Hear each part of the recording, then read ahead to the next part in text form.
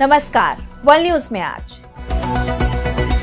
हिंदुस्तान और पाकिस्तान में cease fire के बाद अब तनाव कम करने की कोशिश शुरू हो गई है।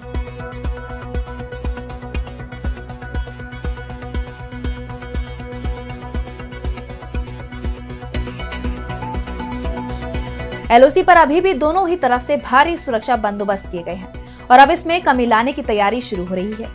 पाकिस्तान की तरफ से दावा किया जा रहा है कि एलओसी पर भारत और पाकिस्तान हटाएंगे भारी हथियार। इसके साथ ही सैनिकों की संख्या भी कम होगी। इस पर हम करेंगे विस्तार से चर्चा, लेकिन आइए जरा उन खबरों को भी देख लें जिन पर आगे होगी बात।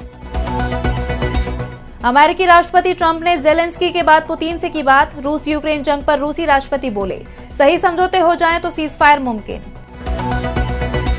गजा को लेकर इजरायली प्लान पर भड़के दुनिया भर के देश, इजरायल पर लगाए जा सकते हैं सख्त प्रतिबंध। बांग्लादेश में सेना और सरकार में बढ़ा टकराव, सेना प्रमुख ने बुलाई कमांडरों की बैठक। और चलते चलते में देखेंगे मंगल ग्रह पर ज्वालामुखी को लेकर बड़े खुलासे की। 1750 किलोमीटर में फैला है ज्वालामुखी। इन सभी खबरों पर हम आगे विस्तार से करेंगे बात, लेकिन पहले एक नजर हेडलाइंस पर। अमेरिका में दूसरों की निजी तस्वीर पोस्ट करना अब अपराध, ट्रंप ने कानून पर किए हस्ताक्षर। यूरोपीय संघ आज रूस पर नए प्रतिबंधों का करेगा ऐलान, निशाने पर 200 रूसी कंपनियां, पुतिन के यूक्रेन शांति वार्ता में शामिल नहीं होने पर एक्शन। पाकिस्तान में चीन बना रहा दुनिया का 5वां ऊंचा डैम, 700 फीट ऊंचाई, पेशावर को हर दिन 30 करोड़ गैलन पानी होगा सप्लाई। दबाव में दिखाई दे रही है चीन की अर्थव्यवस्था, अधिकारियों के खर्च में कटौती को मजबूर हुए जिनपिंग, अधिकारियों को सिगरेट शराब का नहीं मिलेगा पैसा। हिंदुस्तान और पाकिस्तान के बीच सीज फायर को लेकर अब पाकिस्तान की मीडिया की तरफ से बड़ा दावा किया गया है। जियो टीवी ने पाकिस्तान की सरकार के हवाले से बताया कि हिंदुस्तान और पाकिस्तान की सेनाएं 30 मई तक शांतिकाल की स्थिति में लौटने को तैयार हो गई हैं। यानी 22 अप्रैल से पहले जिस स्थिति में दोनों ही देशों की सेनाएं थी, उस हालात में फिर से ये पहुंच जाएंगी। दोनों देशों की मिलिट्री चरणबद्ध तरीके से पीछे हटने के लिए कोऑर्डिनेट कर रही है। इंडियन आर्मी की तरफ से भी ये साफ कर दिया गया है कि दोनों ही देशों के बीच सीज फायर अनिश्चित काल तक के लिए लागू किया गया है। हालात सामान्य होने के बाद अब अटारी वाघा, हुसैनी वाला और सादकी बॉर्डर पर बीएसएफ जवानों और पाकिस्तान रेंजर्स के बीच रिट्रीट सेरेमनी फिर से शुरू होगी। शाम के समय पर होने वाले समारोह में दोनों ही देश अपने झंडे को उतारते हैं, लेकिन अभी भी झंडे को उतारने के समय गेटों को नहीं खोला जाएगा और ना ही बीएसएफ और रेंजर्स के बीच पारंपरिक हाथ मिलाए जाएंगे। यानी बॉर्डर पर शांति है लेकिन तनाव बना हुआ है। और इस बीच पाकिस्तान के प्रधानमंत्री शहबाज शरीफ का एक बयान सामने आया है, जिसमें वो एक बार फिर पाकिस्तान की सेना की पीठ थपथपाते दिखाई दे रही हैं। शरीफ ने कहा कि हिंदुस्तानी नौसेना का aircraft carrier INS Vikrant Pakistan के 400 समुद्री मील करीब पहुंच गया था, लेकिन पाकिस्तान की आर्मी और एयरफोर्स से भारी नुकसान झेलने के बाद पाकिस्तानी नौसेना की तैयारियों को भांपकर विक्रांत पीछे हट गया। यानी शरीफ अभी भी पुराना राग ही अलाप रहे हैं कि पाकिस्तान की वायुसेना भारी पड़ी थी, जबकि ना तो पाकिस्तान की वायुसेना और ना ही उनकी तरफ से छोड़ी गई कोई मिसाइल हिंदुस्तान को कोई नुकसान पहुंचा पाई। उल्टा हिंदुस्तान ने पाकिस्तान के लगभग सभी एयरबेस तबाह कर दिए थे, जिसके बाद पाकिस्तान सीज फायर को तैयार हुआ और इसे लेकर इंडियन आर्मी की तरफ से शरीफ को जवाब भी दिया गया है। इंडियन आर्मी ने कहा है कि हमारे पास इतनी ताकत है कि हम पाकिस्तान के किसी भी हिस्से को निशाना बना सकते हैं। Air defence chief lieutenant general Sumer Ivan ने कहा कि चाहे पाकिस्तानी सेना अपना मुख्यालय रावलपिंडी से हटाकर खैबर पख्तूनख्वा तक कहीं क्यों ना ले जाए, वो हमारी रेंज में ही रहेगा। जबकि इजराइल में हिंदुस्तान के राजदूत जेपी सिंह ने कहा कि ऑपरेशन सिंदूर अभी भी खत्म नहीं हुआ है, सिर्फ रोका गया है। उन्होंने पाकिस्तान से मांग की कि हाफिज सईद, सज्जाद मीर और जकीउर रहमान लखवी जैसे बड़े आतंकियों को हिंदुस्तान को सौंपा जाए। हिंदुस्तान की सरकार ने भी कहा है कि पाकिस्तान से बातचीत जब होगी तो मुद्दा एक ही रहेगा कि वो हिंदुस्तान में आतंक फैलाने वाले लोगों को हमें सौंप दे।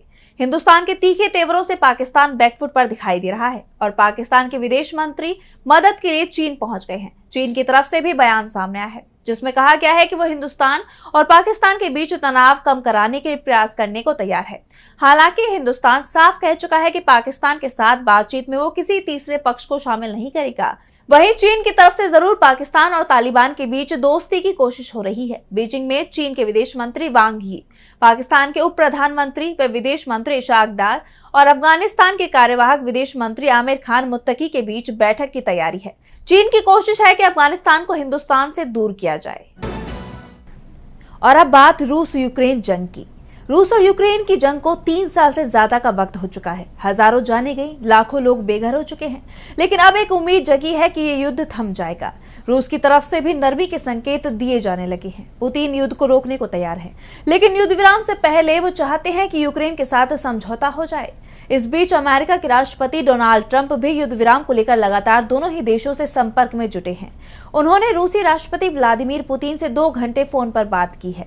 ट्रंप ने सोशल मीडिया प्लेटफॉर्म एक्स पर इस बातचीत की जानकारी दी है। ट्रंप ने कहा कि रूस और यूक्रेन सीजफायर को लेकर जल्द बातचीत शुरू करेंगे और यकीन है कि इस युद्ध का अंत जल्द ही हो सकता है। दोनों पक्षों के बीच शर्तों पर चर्चा होगी। हर दिन 5000 सैनिकों की जान जा रही है और ये आंकड़ा उससे भी बदतर हो सकता है। हम इसे रोकने की कोशिश कर रहे हैं। मैंने सैटेलाइट तस्वीरें देखी हैं जो भयावह हैं। हमसे जो हो सकेगा हम करेंगे। ये हमारा युद्ध नहीं था, ये मैं नहीं था। हम पिछली सरकार के अधूरे कामों को निपटा रहे हैं। पिछली सरकार ने इन्हें मंजूरी कैसे दी? अगर मैं होता तो ऐसा होने नहीं देता। ट्रंप और पुतिन की बातचीत को लेकर यूक्रेन के राष्ट्रपति वोलोदिमीर ज़ेलेंस्की ने कहा कि मैंने आज अमेरिकी राष्ट्रपति ट्रंप से 2 बार बात की। रूस के राष्ट्रपति पुतिन से पहले मेरी ट्रंप के साथ बातचीत हुई। इस बातचीत के बाद भी मेरी ट्रंप से बात हुई। द्विपक्षीय बातचीत से पहले मैंने ट्रंप से कहा कि यूक्रेन बिना किसी शर्त के सीज फायर के लिए तैयार है। अगर रूस हमलों को रोकने के लिए तैयार नहीं है तो उस पर कड़े प्रतिबंध लगने चाहिए। रूस पर प्रतिबंध से ही असल शांति आएगी। अब ट्रंप की बातचीत के बाद लोगों के मन में उम्मीद जगी है। ऐसे में दोनों देशों के बीच युद्ध विराम के कयास लगने लगे हैं। और अब बात मिडिल ईस्ट की। इजराइल के प्रधानमंत्री बेंजामिन नेतन्याहू ने शपथ ली है कि वो पूरे गजा पर कब्जा हासिल करके रहेंगे, लेकिन इस लड़ाई में इजराइल अलग थलग पड़ता नजर आ रहा है, क्योंकि अब कई देश नेतन्याहू के इस फैसले की निंदा कर रहे हैं। खास बात यह है कि इस लिस्ट में कई ऐसे देश हैं जो इजराइल के सहयोगी भी हैं। इन देशों में एक भी मुस्लिम देश नहीं है। बता दें कि यूरोपीय देशों समेत कुल 22 मुल्कों ने इजराइल के खिलाफ एकजुट होकर बयान जारी किया है और मांग की है कि गजा को मिलने वाली मदद में किसी तरह की रुकावट पैदा न की जाए। इन देशों में जर्मनी, फ्रांस जैसे यूरोपीय देश हैं, तो वहीं जापान, ब्रिटेन और न्यूजीलैंड भी इसका हिस्सा है। इजराइल के खिलाफ जिन देशों ने साझा बयान जारी किया है उनमें Australia, Canada, Denmark, Estonia, Finland, Iceland, Ireland, Italy, Japan, New Zealand, Britain शामिल हैं। इन देशों का कहना है कि मदद रोकने से गजा पट्टी में भीषण हालात हैं। कई लोगों को गंभीर बीमारियों की दवाएं नहीं पहुंच पा रही हैं, खाना नहीं पहुंच पा रहा है। इन देशों का कहना है कि हमें जानकारी है कि सीमित मात्रा में मदद पहुंचाने पर इजराइल राजी हुआ है, लेकिन हमारी मांग है कि मदद पहुंचने में किसी भी तरह की रुकावट ना रहे। इसके साथ ही उन्होंने ये भी स्वीकार किया कि इजराइल पर गजा के लिए मदद को न रोकने का दबाव है। ब्रिटेन, फ्रांस और कनाडा ने जुबानी हमला करते हुए धमकी दी है कि अगर इजराइल का अभियान जारी रहा तो ठोस प्रतिक्रिया दी जाएगी। उसने इजराइल पर कठोर प्रतिबंध लगाने तक की बात कह दी है।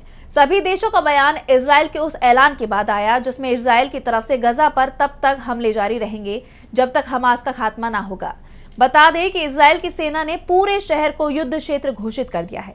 हवाई हमलों में 60 से अधिक लोग मारे गए। इजराइल के वित्त मंत्री बेजलेल स्मोट्रिच ने कहा कि इजराइल की सेना फिलिस्तीनी गजा के अवशेषों को मिटा देगी। बीते वीकेंड में भारी बमबारी में सैकड़ों फिलिस्तीनी मारे गए हैं।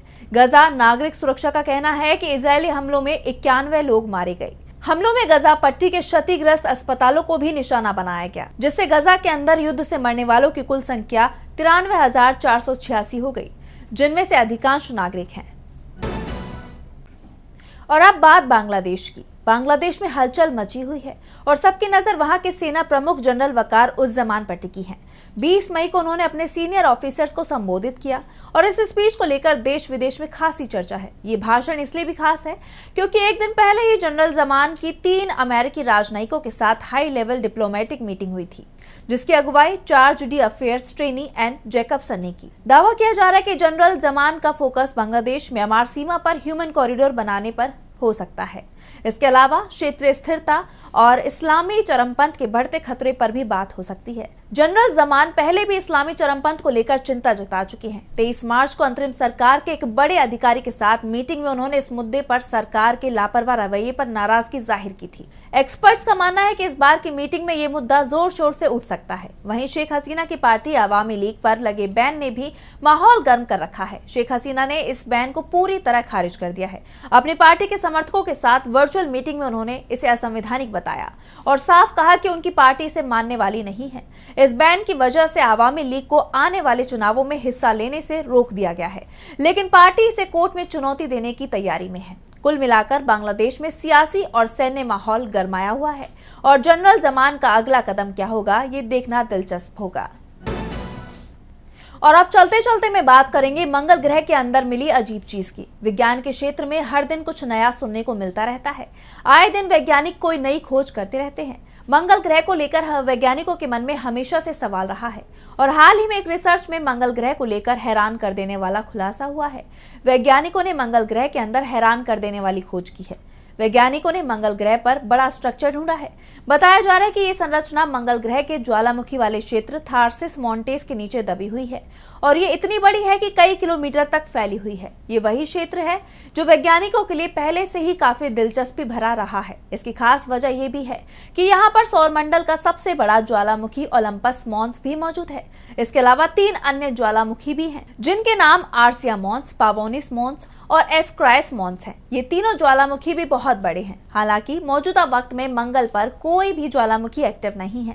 वैज्ञानिकों की रिसर्च में सामने आया है कि इन संरचनाओं का आकार लगभग 1750 किलोमीटर है और दिलचस्प बात यह भी है कि ये सतह से तकरीबन 1100 किलोमीटर नीचे मौजूद है। ये मास हल्का है और वैज्ञानिकों का मानना है कि ये मंगल की मेंटल से ऊपर की तरफ उठ रहा है। इसका मतलब ये भी हो सकता है कि मंगल ग्रह के अंदर अभी भी भूवैज्ञानिक गतिविधियां जारी हैं और आने वाले वक्त में सतह पर नए ज्वालामुखी बन सकते हैं। तो फिलहाल के लिए वर्ल्ड न्यूज में बस इतना ही। देश और दुनिया की तमाम बड़ी खबरों के लिए देखते रहिए DB लाइव। नमस्कार।